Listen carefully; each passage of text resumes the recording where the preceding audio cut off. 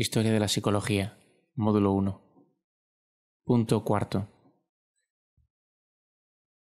La medición de los fenómenos psíquicos. 4.1. Los tiempos de reacción. La ecuación personal y la medición del impulso nervioso. Según Wundt, el tiempo que requiere un humano en dar una respuesta ante la estimulación es de fácil medición, ya que consiste en registrar el momento de la estimulación y del movimiento de reacción a través de un dispositivo cronométrico.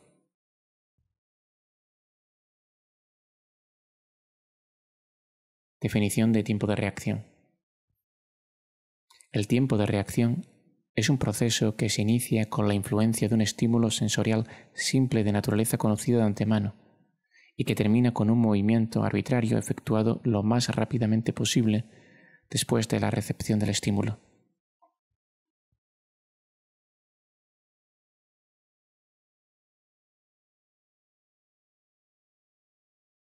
La historia de los tiempos de reacción está ligada a la figura del gran físico alemán Hermann von Helmholtz. Sin embargo, en este caso, la problemática que provoca los experimentos es muy distinta. Se trata de intentar medir la velocidad de la conducción nerviosa.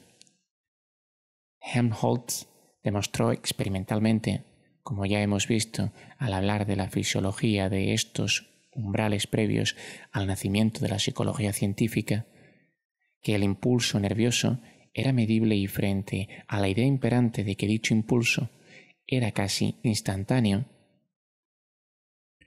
puso en evidencia que la corriente nerviosa se propagaba a la velocidad de 25 metros por segundo. El tipo de investigación que dio paso a este gran descubrimiento es básicamente un experimento de tiempo de reacción. Helmholtz suministraba a un sujeto un estímulo en un punto de un miembro, y el sujeto tenía que apretar un botón en el mismo momento de recibir el estímulo. Medía así el tiempo de reacción. Más tarde, aplicaba otro estímulo a un punto distinto del mismo miembro y anotaba ese segundo tiempo de reacción. La diferencia entre esos dos tiempos era la cantidad de tiempo precisa para llegar el impulso nervioso de un punto a otro punto del miembro del sujeto. Helmholtz se convierte así en el primero que introduce los experimentos de tiempo de reacción en psicología. Aunque la problemática e investigación de los tiempos de reacción proviene tanto de la astronomía y su ecuación personal, como de von Helmholtz y su estudio sobre la velocidad del impulso nervioso, quien recoge estas dos fuentes de influencia, les da un carácter de estudio psicológico y les da un carácter de estudio psicológico, es el fisiólogo holandés Frans Cornelius von Donders. Los experimentos de Donders planteaban tres condiciones. Primero, se presentaba un estímulo al que el sujeto debía dar una respuesta. Reacción simple. Segundo, el sujeto recibía más de un estímulo a los que debía responder con una respuesta distinta. Reacción compleja. Y, tercero, ante varios estímulos, el sujeto solo debía responder a uno, omitiendo la respuesta en presencia de los otros. Reacción compleja. Donders comprobó que los tiempos de reacción más rápidos eran los realizados ante la primera condición, seguidos de la tercera y segunda situación. El tipo de metodología empleada por Donders fue, en principio, utilizada por Wundt y estuvo presente en los primeros psicólogos, ya que era una fórmula que ayudaba, por su rango cuantitativo, a afianzar el grado de cientificidad de la recién nacida psicología experimental. Pero pronto surgieron dificultades en la constancia de los datos conseguidos, provocados por la incidencia de otra área de trabajo que tendría un amplio foco de interés, sobre todo en la psicología inglesa y americana. La problemática de las diferencias individuales, aspecto que veremos algo más adelante.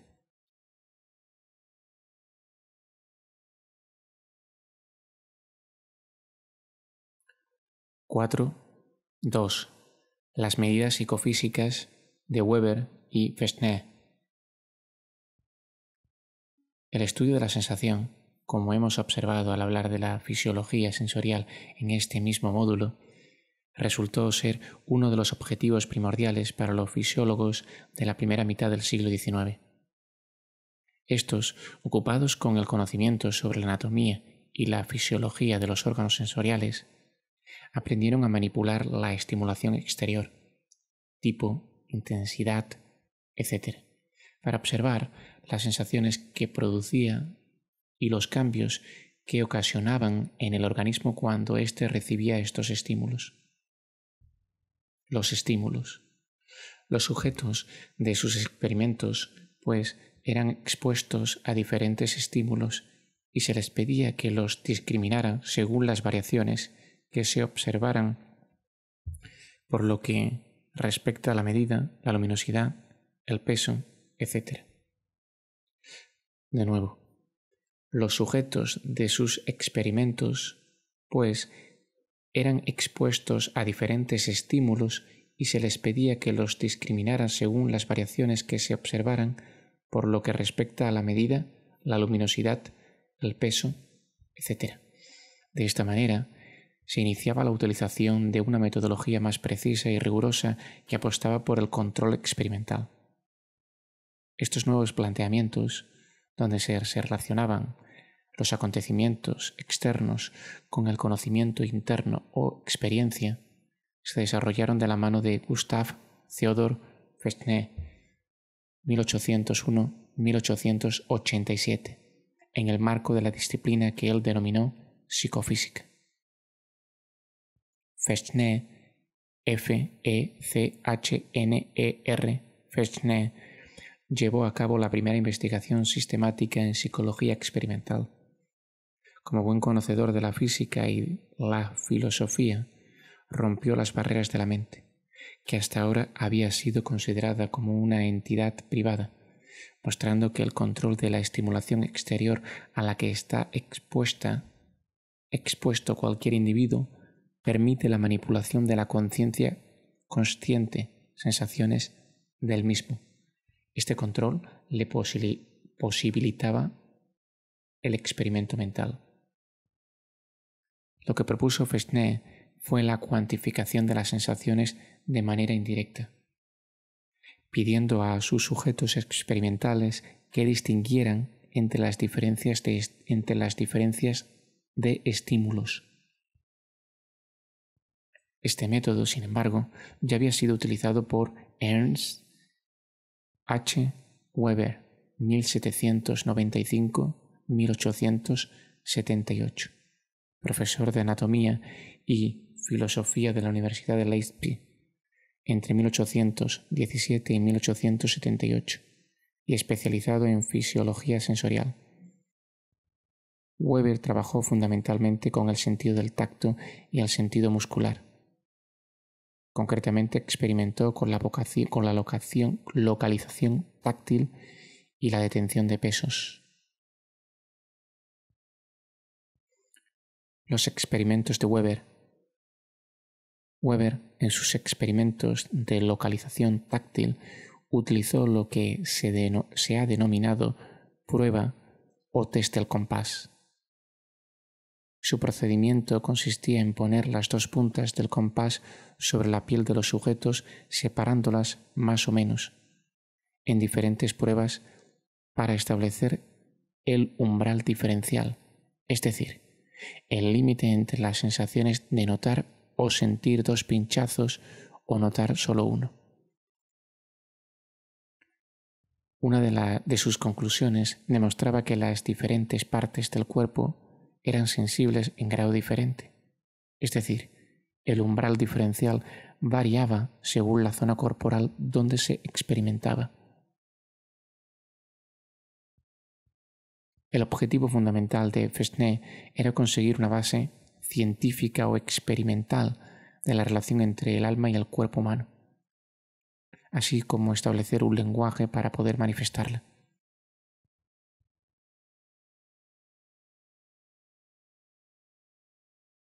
Según Fresnel, las relaciones entre el alma y el cuerpo se sucedían de manera regular y constante, es decir, que los cambios que se daban en uno eran reflejados en los cambios que se observaban en el otro.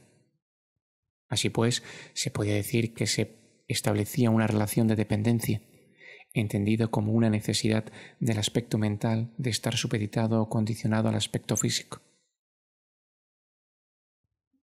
Esta relación no era intercambiable, ya que el aspecto mental o psíquico no podía ser medido de manera directa, sino de manera indirecta mediante su manifiesto físico.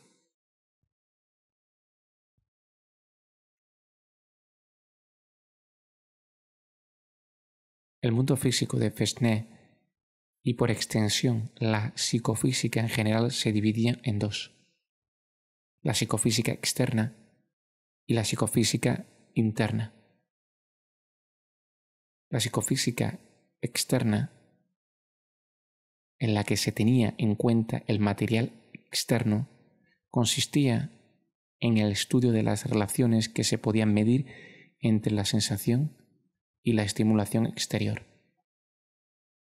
La psicofísica interna, en la que se tenía en cuenta lo fisiológico y orgánico, consistía en el estudio de las relaciones directas entre la sensibilidad, sensaciones, y los cambios producidos en el sistema nervioso.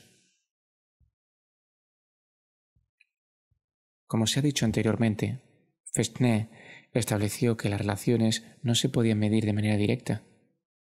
Por ejemplo, ante una sensación auditiva I, no se podía decir en qué proporción difería de la sensación auditiva Z. Por esta razón, la medida de la sensación tenía que ser indirecta. En este caso, mediante la capacidad de respuesta del individuo a los estímulos, o dicho de otro modo, midiendo su umbral sensorial. Esta capacidad o sensibilidad, sin embargo, era inversamente proporcional a los umbrales sensoriales, es decir, cuando los individuos tenían una sensibilidad alta, era porque respondía ante muy poca estimulación, por lo tanto, tenían un umbral bajo. En cambio, cuando los individuos tenían una sensibilidad baja, era por el hecho de necesitar una gran estimulación, umbral alto. Después de haber postulado este axioma, Fresnel quiso elaborar una escala cuantitativa que le ayudara en su investigación de una fórmula matemática que fuera aplicable a todas las situaciones.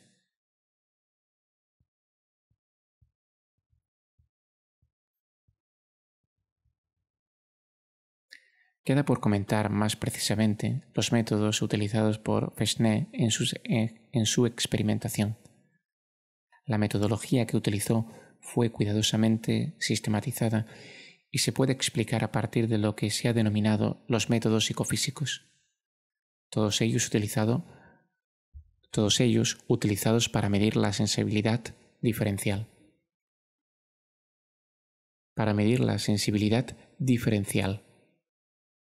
Por tanto, decimos que los métodos psicofísicos son: A.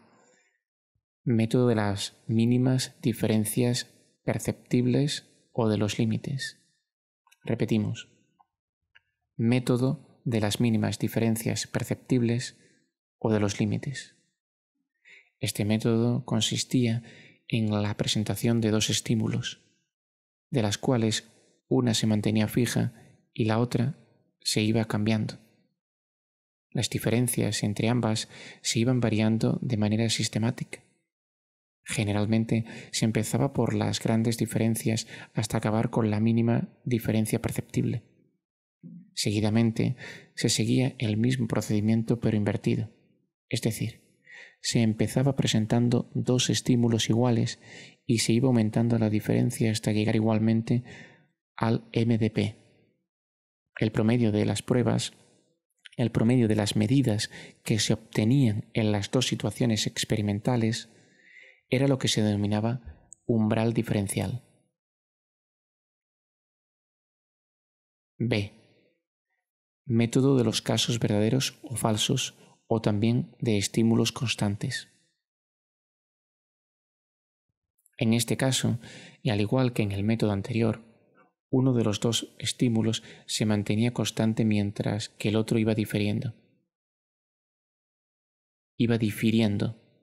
El sujeto debía determinar, mediante la comparación, si los estímulos eran diferentes contestando sí o no. En este caso, sin embargo, los umbrales eran explicados en términos estadísticos y expresados, pues, por porcentajes. C. Método de los errores medios o de ajuste. El sujeto era el encargado de, ante un estímulo estable, utilizado como patrón, ajustar los otros estímulos de manera que coincidieran en magnitud con este. Por lo tanto, el sujeto realizaba una estimación de la magnitud del estímulo guía. Lo que medía, en este caso, era la resta entre las dos magnitudes, estimada y real, obteniendo un promedio que nos indica los errores producidos. Este método fue adoptado por Fresnel a partir de su uso en astronomía.